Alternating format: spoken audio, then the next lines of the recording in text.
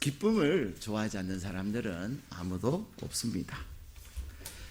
저와 여러분 모두는 기쁨을 다 좋아합니다. 그래서 사람들을 만나도 좀 편하게 해주는 사람, 기쁘게 해주는 사람, 즐겁게 해주는 사람, 그런 사람들을 더 가까이 합니다. 왜냐하면 그런 사람들과 함께 하면 나도 기쁘기 때문에 그래요. 근데 사람들은 어린 아기들을 참 예뻐합니다. 좋아합니다. 오늘 이 설교를 준비를 했는데 오늘 일부 예배 때 아기가 왔어요. 그래서 그 아기 예배 마치고 이렇게 잠깐 만나서 얘기도 나누고 그랬는데, 사람들이 아기를 좋아하는 이유가 뭘까요? 아기는 하루에 몇 번 정도 웃을 것 같습니까? 그러면 여러분들은 하루에 몇 번 정도 웃는 것 같으세요? 통계에 의하면 우리는 어른들은 하루에 한 15번 정도 웃는답니다. 어떤 분은 그렇게나 많이? 나는 웃을 일이 없는데? 라고 하는 분들도 계실 수 있고, 또 어떤 분들은 아니 그거밖에 안 웃어? 도대체 어떻게 사냐? 이런 분들도 계실 수 있어요. 그러나 중요한 것은 내가 하루에 평균적으로 사람들은 한 15번 정도 웃는다고 하니, 여러분들이 내일부터 한번 웃을 때마다 카운트를 해보세요. 한 번, 두 번, 세 번. 그래서 한 10번 웃고 못 웃었으면 야, 내가 참 힘들게 사는구나, 슬프구나.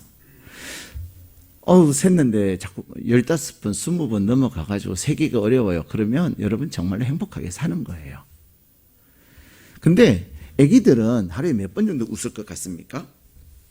아기들은요, 하루에 한 400번을 웃는다고 합니다.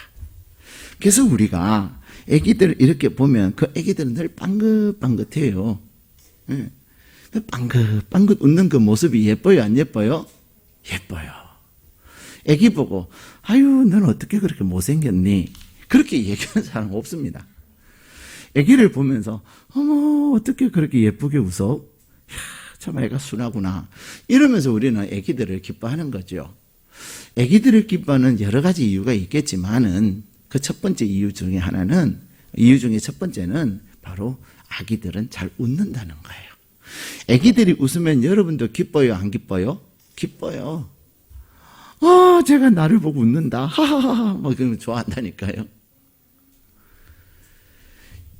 하나님은 우리를 만드시면서 하나님의 형상을 따라서 우리를 만드셨어요. 하나님의 형상을 따라 우리를 만드셨다라고 하는 것은 우리에게 기쁨을 주셨다는 것입니다. 여러분 안에는 기쁨이 있는 것입니다. 특별히 우리가 예수 그리스도를 구주로 영접하면서 예수님이 우리 가운데 임하시는 순간 기쁨의 근원이 되시는 우리 예수님이 여러분 안에 계심으로 여러분 안에는 기쁨이 있는 것이 당연한 거예요. 여러분에게는 기쁨이 있어야 합니다. 하루에 400번은 안 될 수 있겠으나 그래도 100번 이상은 웃을 수 있어야 돼요. 기뻐야 돼요. 왜요? 우리는 기쁨의 근원이 되시는 예수님께서 우리 안에 계시기 때문에 그래요. 그래서 빅토르 위고라고 하는 작가는 우리의 그 기쁨, 우리의 웃는 것에 대해서 이렇게 얘기합니다. 인간은 웃는 재주를 가지고 있는 유일한 생물이다. 웃는 것은, 기뻐하는 것은 인간이 가지고 있는 특권이고 하나님이 주신 선물이에요. 물론 우리는 반려동물들을 보면서 쟤가 나를 보고 웃는다, 아유 착하네, 이렇게 얘기하지만 그건 다 자기 착각이에요. 자기가 기쁘니까 이렇게 강아지나 또 고양이나 다른 반려동물들이 자기를 보고 웃는다고 생각을 하는 거예요. 동물은요, 웃을 수가 없어요. 네. 웃음은, 기쁨은 하나님이 우리에게 주신 선물이라니까요.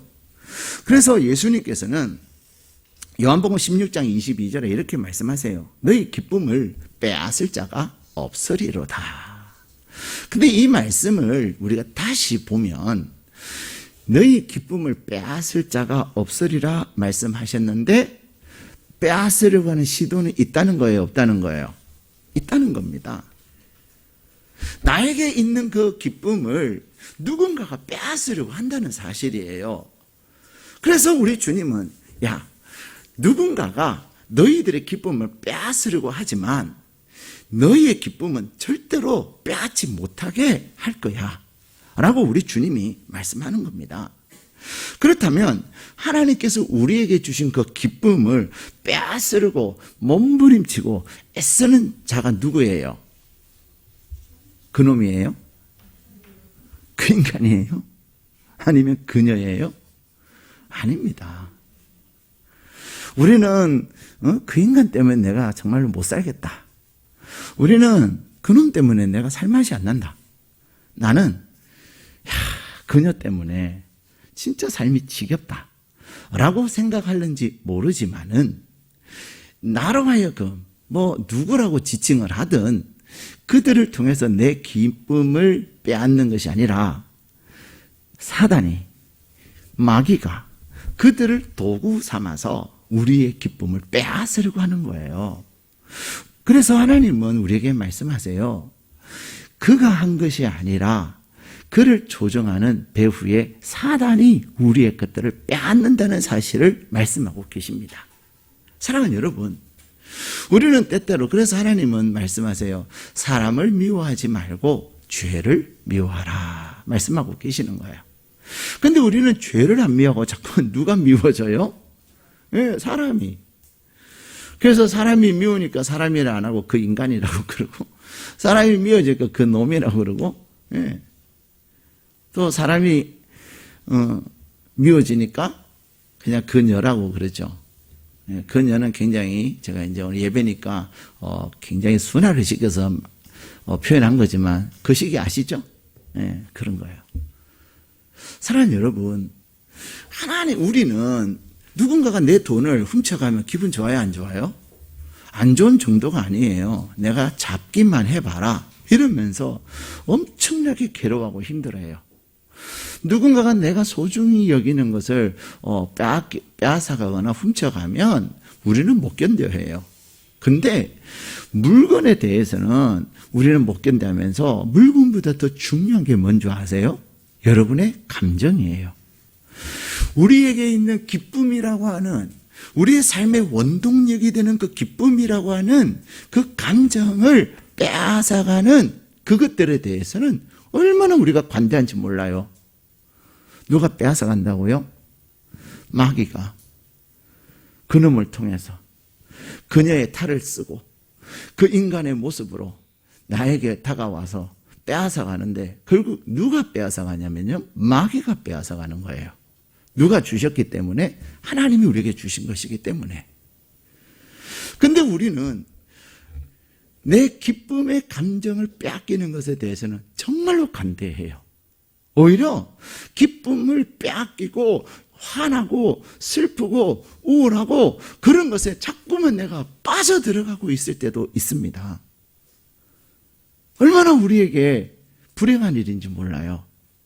근데 오늘 하나님께서 우리를 예배의 자리에 부르셔서 이미 창조 때부터 우리에게 주신 그 하나님의 그 기쁨을 우리에게 다시 회복시켜 주시기를 원하시는 것입니다.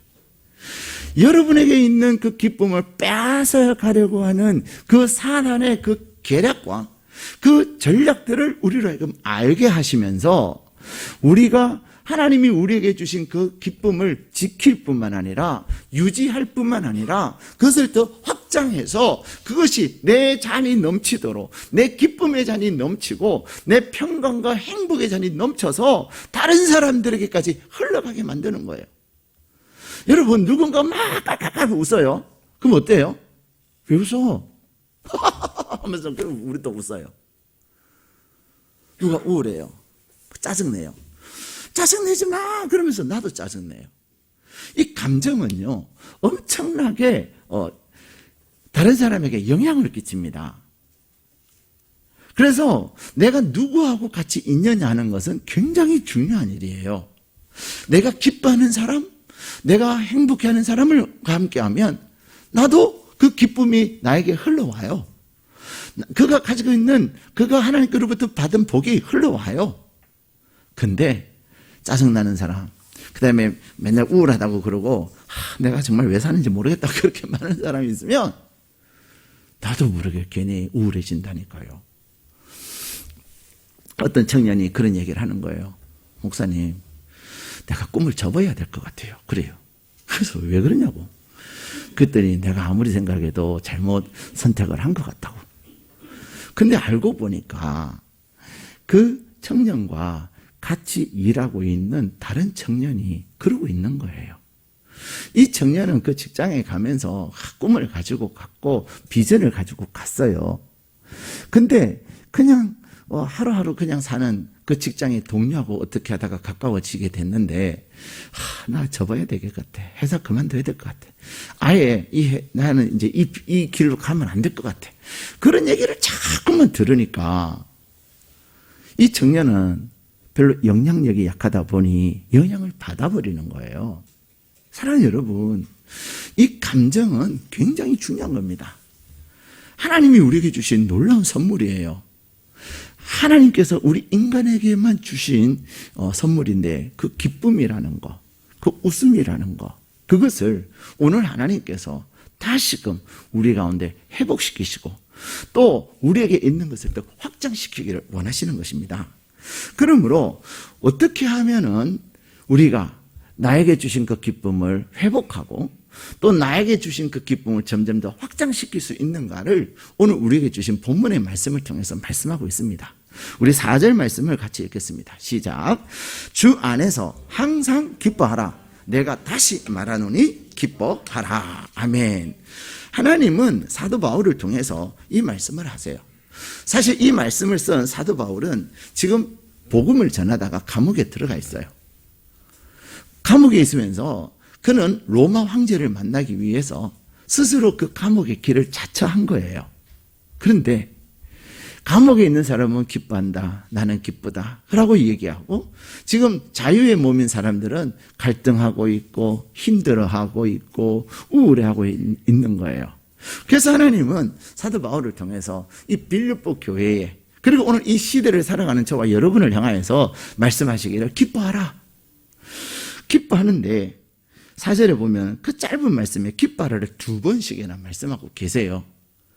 근데 그 기쁨의 비결이 뭐냐면 어떻게 항상 기뻐할 수 있어요? 주 안에서. 주 안에서. 내가 주님 안에 있느냐 없느냐 그것이 내 삶에 항상 기뻐할 수 있느냐. 그렇지 않으면 기뻐했다가 또 슬퍼했다가 기뻐했다고 화가 났다가 이럴 수도 있는 거예요. 여러분 안에 하나님이 주신 그 기쁨을 유지하고 또 여러분이 빼앗기고 잃어버린 그 기쁨을 다시금 회복하기 위해서는 내가 주님 안에 있어야 된다는 겁니다. 그렇다면 주님 안에 있다고 하는 것은 무슨 말입니까? 주님 안에 있다고 하는 것은 그것은 바로 주님이 내 죄를 사하시고 나를 구원하셨다는 사실을 믿는 거예요. 사람들은 죄책감에 시달리고 사람들은 죄로 인하여서 얼마나 고달프게 사는지 몰라요. 그런데 주 안에 있다고 하는 것은 나의 그 인생의 죄의 짐을 주님이 다 담당하셨고 내 인생의 수고하고 무거운 짐을 주님이 다 담당하셨다는 것을 내가 믿는 것이 바로 주 안에 있다는 거예요. 사랑하는 여러분, 여러분은 이미 주님이 용서하셨음에도 불구하고 아직도 여러분을 괴롭게 하고 순간순간 생각이 나서 여러분의 마음을 힘들게 하는 어떤 죄책감이 있습니까? 오늘 주님께 던져버리십시오. 아니, 그 죄를 어떻게 주님한테 불경스럽게 던져요? 그냥 조심해서 이렇게 갖다 드려야 돼. 여러분 쓰레기 버릴 때 조심하게 이렇게 갖다 버립니까? 이렇게 던지지 않습니까? 마찬가지예요. 우리 주님은 이미 우리가 아까 죄의 고백도 했지만은 우리 주님은 기억도 안 하신다고 그러세요. 기억도 안 하신다고 그러세요.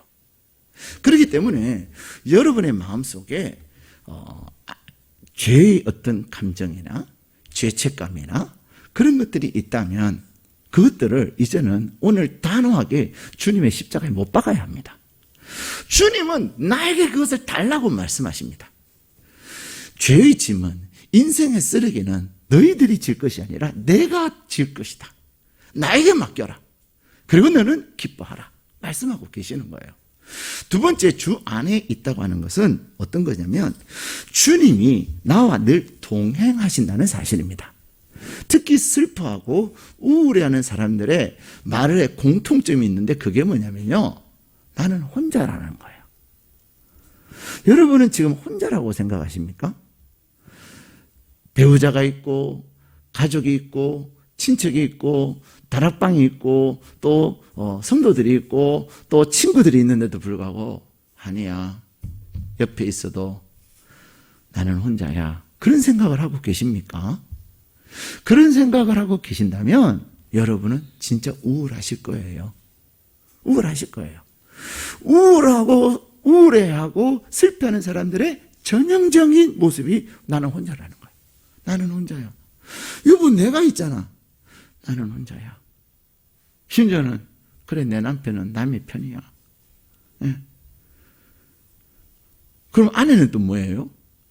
아내가 있잖아. 내가 아내가 있잖아. 그러면 당신은 맨날 아내가 뭐야? 아내가 아내잖아. 남편이 뭐 하자 그러면 아내. 그게 아내잖아. 그러면서 우리는 자꾸만 혼자라고 생각을 해요. 여러분, 남편은 남의 편이 아닙니다. 예. 여러분의 가장 중요한 동반자고요. 세상에 나와보라 그래요. 여러분의 남편만큼 여러분 사랑하는 사람 없습니다. 제발 옆집 아저씨하고 비교하지 마세요. 그 다음에 여러분의 그 친구들, 남편하고 비교하지 마세요. 여러분의 친구들의 남편이 좋아 보여도요, 여러분하고 가장 천생연분은 여러분 남편이에요. 예. 아멘을 딱 한 번만 하시오. 여러분 아내도 마찬가지예요. 여러분의 아내들이 때때로 아내 이럴 때가 있어요. 근데 아내의 말씀을 잘 들어야 돼요. 왜냐하면 아내들이 좀 지혜로울 때가 참 많아요. 예, 지혜로울 때가 진짜 많아요. 우리 남자들은 좀 여성들이 감정적인 것 같아도 남자들이 좀 더 감정적이고 즉흥적일 때가 많거든요. 예. 내가 체계적이고 논리적이고 그런 것 같아도요, 실제로 그러지 않을 때가 많아요. 왜 하나님은 우리에게 아내를 주시고 남편을 주셨을까요? 우리 한 사람으로는 불완전하기 때문에 그래요. 불완전하기 때문에 두 사람의 생각을 잘 모아서 하나님 앞에 기도하면서 그것을 잘 이루어 가라는 거예요. 나는 잘하고 배우자는 잘 못한다는 그 생각은 나를 망하게 만드는 거예요. 예. 나와 생각이 다를 때는 다시 한번 또 기도하고 그러면서 잘 합의를 만들어가는 게 중요해요. 그래서 제가 상담을 하면 가끔 그런 얘기를 해요. 당신의 남편은 뭐라고 말합니까? 이렇다 합니다. 그러면 가능하면 남편이 원하는 대로 해주세요. 그런 얘기합니다, 저는. 왜냐? 그래야 평안하거든요. 책임은 누가 지죠? 남편이 져요. 근데 내가 주장을 하면 내가 져야 돼요. 근데 내가 생각이 옳지 않을 때가 많아요. 또 설령 남편의 생각이 좀 다르다 할지라도 우리는 뭐 하면 돼요? 안 믿는 남편은 그럴지라도 우리는 기도하면 되잖아요. 하나님께서 혹 남편의 생각이 잘못됐다고 한다면 하나님께서 그것을 선하게 인도해 주세요. 여러분이 기도하시면 하나님이 일을 하십니다. 근데 중요한 것은 갈등을 만드는 것이 아니라 하나 되게 하는 게 중요해요. 사랑하는 여러분, 우리는 늘 혼자라고 생각하기 때문에 우울한 거예요. 혼자라고 생각하니까 나는 그냥 광활한 대지 위에 나 혼자 내동댕이 쳐진 그런 존재라고 생각이 드는 거예요. 근데 그렇지 않습니다. 주 안에서 기뻐하라 하시면 주님이 여러분에게 딱 붙어 계시는 거예요. 심지어는 여러분은 주님 나 자유하고 싶어요 해도 딱 붙어 계시면서 안 계시는 척하면서 딱 붙어 계세요. 예. 주님이 침묵하시니까 여러분 혼자라고 생각하는 건데 자유라고 생각하는데 아니에요. 여러분을 사랑하시는 주님은 여러분에서 잠깐 침묵해 주시는 거예요. 여러분에게 딱 붙어 계세요. 뗄래야 뗄 수 없어요. 그래서 로마서에서 뭐라고 말씀하세요? 하나님과 우리의 관계를 누가 깨뜨릴 것이냐? 끊을 자가 아무도 없다고 말씀하셨어요. 주님은 여러분과 함께 하십니다. 그래서 우리는 주 안에서 기뻐할 수 있는 거예요. 나 혼자서는 할 수 없으나 전능하신 하나님이, 나에게 능력 주시는 하나님이, 내 모든 쓸 것을 채우실 하나님이, 주님이 나와 함께 하시는 거예요. 그래서 우리 기뻐할 수 있는 거예요. 아, 괜찮아. 우리 주님 계시니까 뭐. 이삭은 그 주님을 알았기 때문에 이랬더니 또 목사님, 이삭 시대 때 예수님이 계셨어요? 주님이 아니고 하나님 아니에요? 물론 하나님이시지만 이삭 시대 때도 주님이 계셨어요. 그분은 삼위가 일체가 되신 분이에요. 근데 어쨌든 간에 여러분, 이삭은요, 우물 내놔. 그럴 사람들이 우물을 빼앗아갈 때 이 생존권과 관계된 우물을 그래 가져가. 나 안 싸워. 그리고는 또 우물을 파는데 물이 나와요 안 나와요? 나오더라는 거예요. 이 이삭은 하나님이 자기와 함께 계신다는 것, 주님이 자기와 함께 하신다는 것에 대한 확신이 있었기 때문에 갈등하지 않아요. 평안해요. 기뻐요. 그래서 이삭의 이름의 뜻이 뭐예요? 웃음이라는 것입니다. 사랑하는 여러분, 주님이 여러분과 함께 하십니다. 여러분의 그 절친이 여러분을 배신할 수도 있고요. 여러분의 동업자들이 여러분을 배신할 수도 있지만 주님은 그 배신의 상황에서, 여러분 배신을 당하는 상황에서도 주님이 여러분과 함께 하시는 거예요.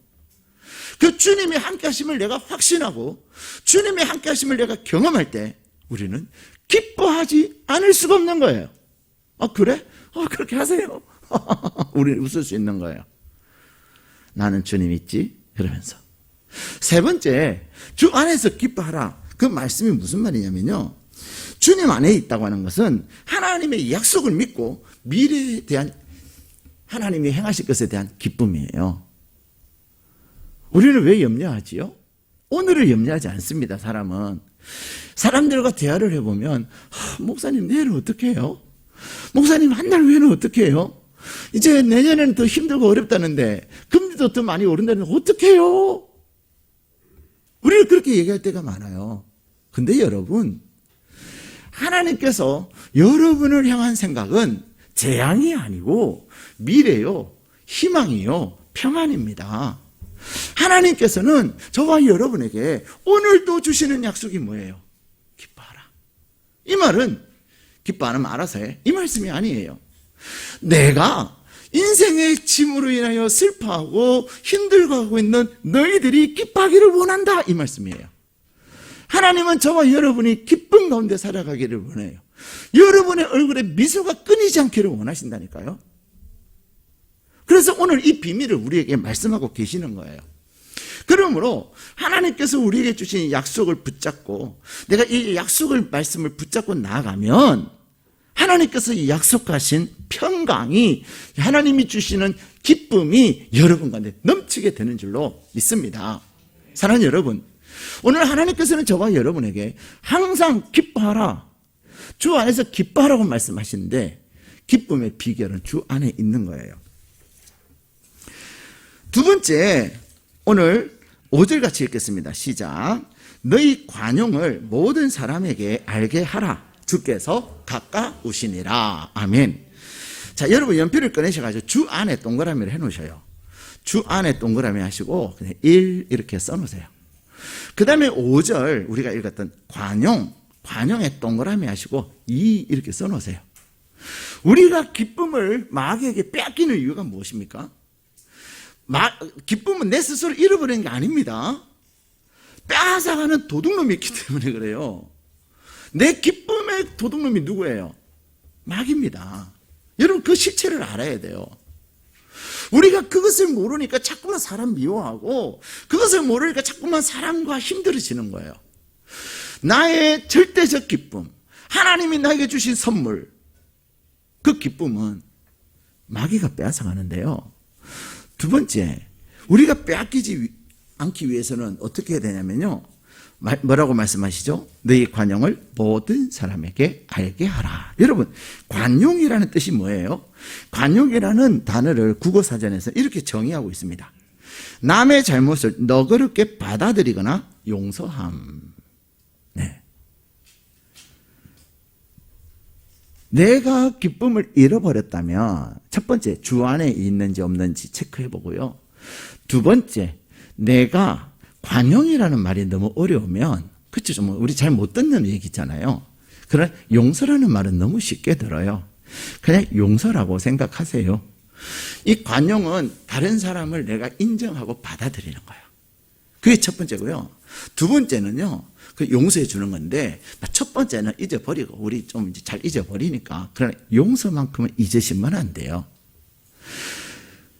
내가 미워하기 시작하면 내 안에서 기쁨이 사라집니다.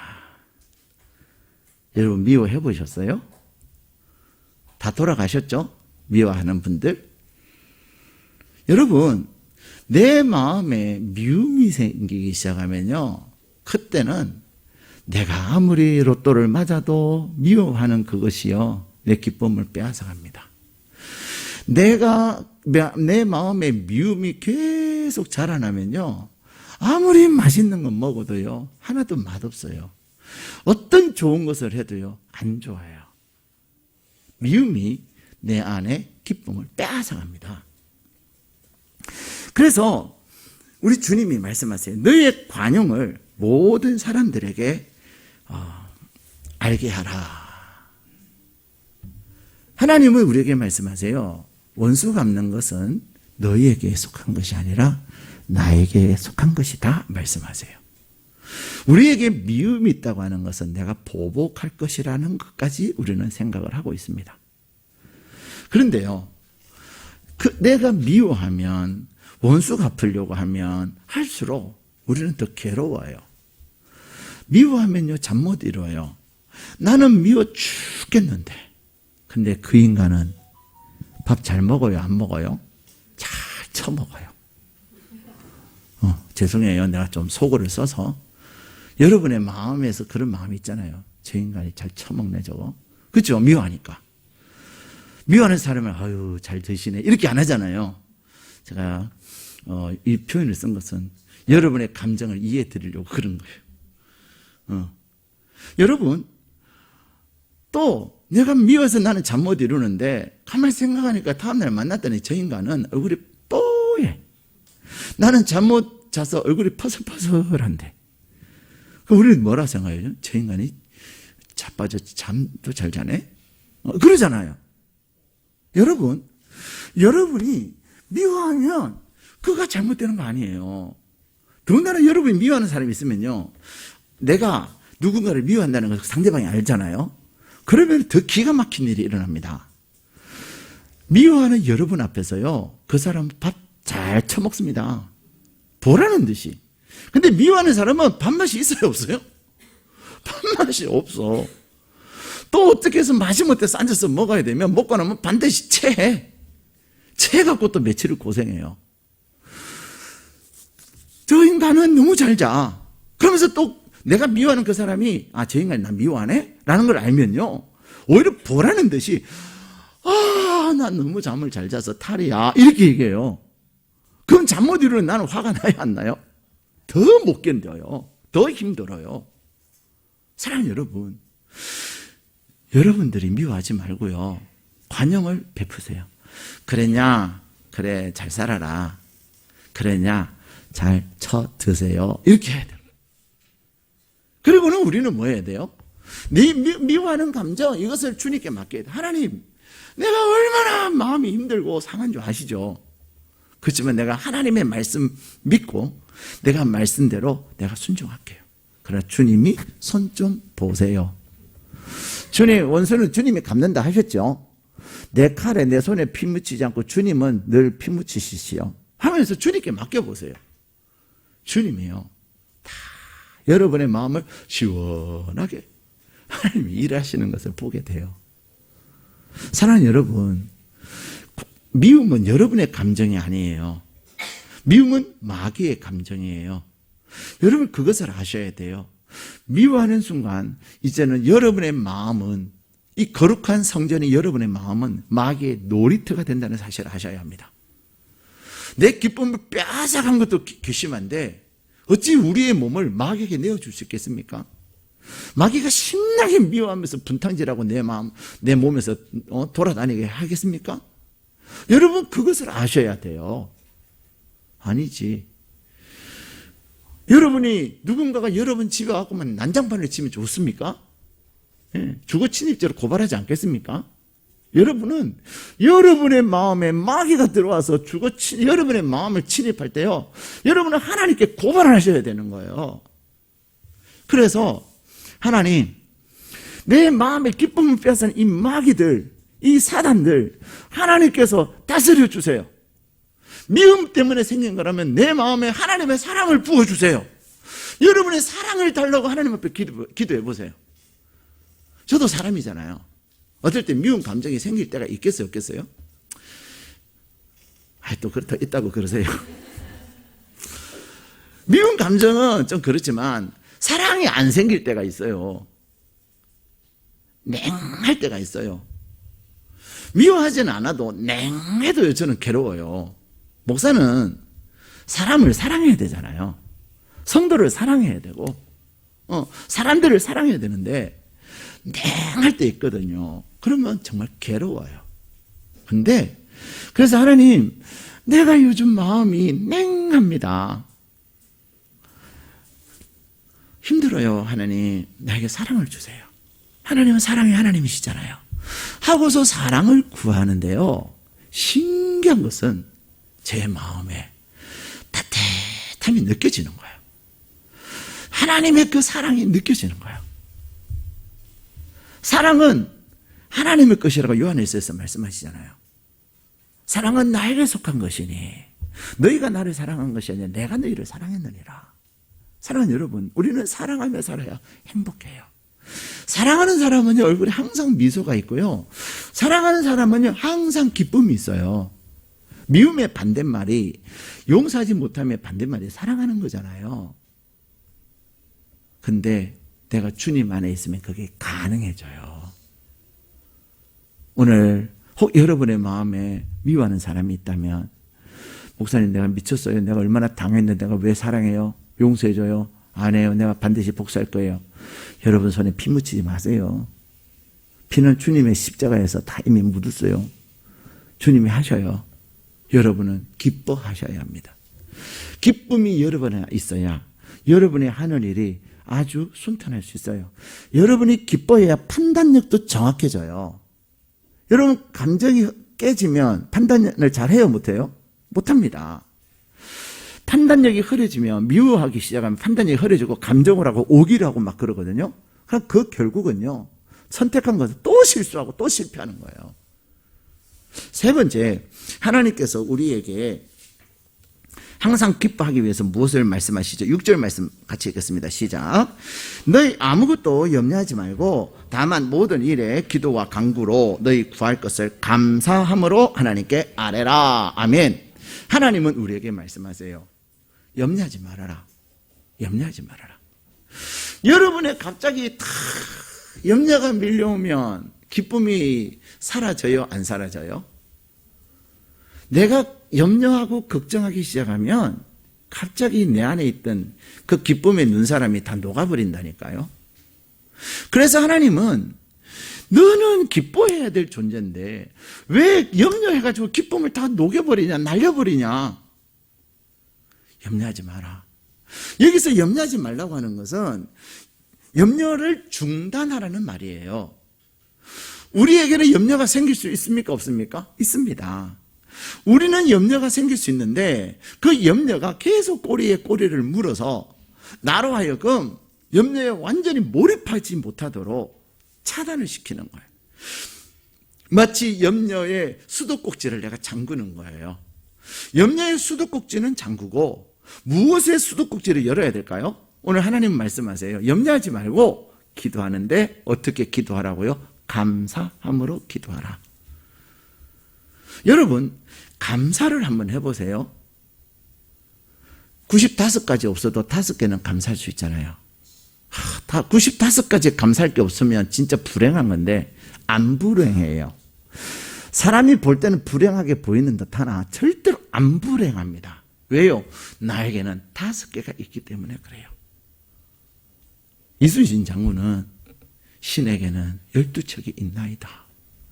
이 12척 가지고 그 왜군을 완전히 섬멸해버렸잖아요. 우리는 감사할 게 5가지만 있어도, 아니 2가지만 있어도요, 이 2가지를 감사할 것을 딱 찾아내는 순간 그 2가지가 98가지 감사하지 못할 것들을 확 녹여버린다니까요. 그게 중요한 겁니다. 그래서 염려와 감사는 비례하는 것이 아니라 반비례해요. 내게 염려가 많으면 많을수록 나에게는 감사가 줄어들어요, 늘어나요? 줄어들어요. 그게 반비례잖아요. 그런데 내가 감사를 많이 하면 많이 할수록 염려는 어떻게 돼요? 줄어들어요. 지금 제 손이 보이죠? 이게 반비례거든요. 염려가 늘어나요? 그러면은 염려가 늘어나면 이렇게 줄어들어요. 감사가. 근데 감사가 쫙 늘어나면요, 이 염려의 손이 탁 내려와요. 사랑하는 여러분, 내가 감사할 때 오늘 뭐라고 말씀하시죠? 그리스도의 평강이, 예, 하나님의 평강이 우리의 마음을 주장하신다는 거예요. 하나님의 평강이, 하나님의 기쁨이 우리 가운데 임할 때 상황의 문제가 아니라 환경의 문제가 아니라 내가 주님 안에 있음으로 내가 용서할 수 있고, 주님이 나와 함께 하심으로 인해서 주님이 책임져 주실 것에 대한 믿음이 나로 하여금 기뻐할 수 있는 거예요. 염려거리는 주님이 그러셨어요. 내일 일 염려하지 말아라. 그날의 괴로움은 그날의 족하니라. 이 말씀은 내일 염려도 하지 말고 오늘 걱정하지만 내가 걱정하는 그것조차도 내가 오늘 해결한다라는 약속이에요. 사랑하는 여러분, 여러분의 마음은 기쁘십니까? 여러분 하루에 몇 번 기뻐하고 웃으십니까? 가끔 제가 그럴 때가 있어요. 좀 웃어보세요. 그냥 완전히 뭐 우거지상을 쓰고 있는 분, 그냥 탁 굳어있는 분 만나면 한번 웃어보세요. 그래서 내가 하하하 막 웃으면요, 그분도 막 웃어요. 내가 미친 듯이 웃어요, 그때는. 실성한 사람처럼. 근데 나의 실성이 그의 기쁨을 회복시켜 준다니까요. 사랑하는 여러분, 여러분은 기뻐해야 될 사명이 있습니다. 빼앗긴 기쁨을 다시 찾으셔야 합니다. 여러분 가운데 기쁨이 있으시다면 그 기쁨을 다른 사람들에게 더 풍성하게 흘려보내야 합니다. 야, 내가 김 집사를 만나니까 왜 기분이 좋지? 야, 죄송해요. 그냥 여기 혹시 김씨성을 가진 분이 이씨성을 가진 분, 여러분을 두고 하는 얘기 아니고 그냥 불특정 다수예요. 아우, 이 집사 만나니까 왜 그리 내가 기분이 좋냐? 아우, 근데 그냥 박 집사님 만났더니 그냥 짜증난다. 여러분 어떤 사람이 되시고 싶습니까? 저 사람 보면 산소 같아. 나도 저 사람의 산소를 나도 먹고 싶다. 마시고 싶다. 저 사람은 완전히 독이야, 독. 여러분은 하나님 주님 안에 계심으로 주님이 주시는 그 기쁨의 산소를 다른 사람들에게 쫙 흘려보내시길 바랍니다. 제가 얼마 전에 광고를 봤는데 정말 뒤로 자빠지는 줄 알았어요. 아소라고 하는 그러한 산소물이 있어요. 혹시 광고 보셨나요? 안 보셨어요? 보시기 어려울 거예요. TV 매체에서는 안 나오니까. 근데 인터넷에 보면은 어떻게 하면 봤어요. 근데 그 아소라고 하는 그 산소물이요, 얼마나 비싼지요. 한 500ml도 안 되는데요. 아니야. 120ml인가? 그 정도 되는데요. 그게 3만 원인가 5만 원 한대요. 그래갖고 뭐 원 플러스 원 해가지고 몇 병을 주는데 10만 원인가 12만 원 한대요. 그래서 그냥 물에다가 5ml를 타서 먹는 거래. 액체인데. 그래서 개발한 물이라고. 그래서 선수들 먹는다고. 산소가 그렇게 비싸요. 산소물. 여러분은 주 안에 계실 때 주님의 기쁨의 산소가 여러분한테 넘쳐서 여러분이 가는 곳곳마다 웃음을 제조하고 여러분이 가는 곳곳마다 여러분에게 주신 평강을 다른 사람에 흘려보내는 복된 여러분 되시기를 바랍니다. 혹 여러분의 마음이 우울이 있거나 여러분의 마음에 정말로 고독함이 있다면 오늘 주님을 여러분의 마음에 모셔드리십시오. 주님, 나에게 들어와 주십시오. 주님, 내가 주 안에 있기를 원합니다. 주님이 주시는 기쁨을 누리기를 원합니다. 주님, 나에게 들어오셔서 이제는 내 안에 망가진 나의 감정, 내 안에 망가진 기쁨의 장면들 이제는 다시 회복시켜 주세요. 내 마음을 지배하고 있는 슬픔과 우울과 슬픔, 그것들의 감정을 다 녹여주시고 주 안에서 다시금 회복시켜 달라고 간절히 기도하실 때 주님이 여러분 가운데에서 주님의 기쁨이 다시금 샘솟듯 솟아나는 은혜를 더하여 주실 줄로 믿습니다. 우리 함께 잠깐 저를 따라서 기도하시겠습니다. 기쁨의 주님, 제가 우울하고 제가 슬프고 제가 고독함을 아십니다. 그런 저를 불러주셔서 기쁨의 세계로 나아가게 하심을 감사드립니다. 주님, 이 시간 제 마음에 들어와 주십시오. 저에게 주님의 기쁨을 주십시오.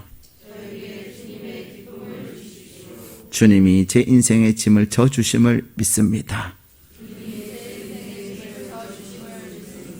주님이 지금 나와 함께 하심을 믿습니다. 주님이 주신 약속을 이루실 것을 믿습니다. 이제 주님과 함께 기쁨을 누리며 기쁨을 많은 사람에게 전하는 자 되게 하여 주십시오. 예수님의 이름으로 기도드립니다. 아멘.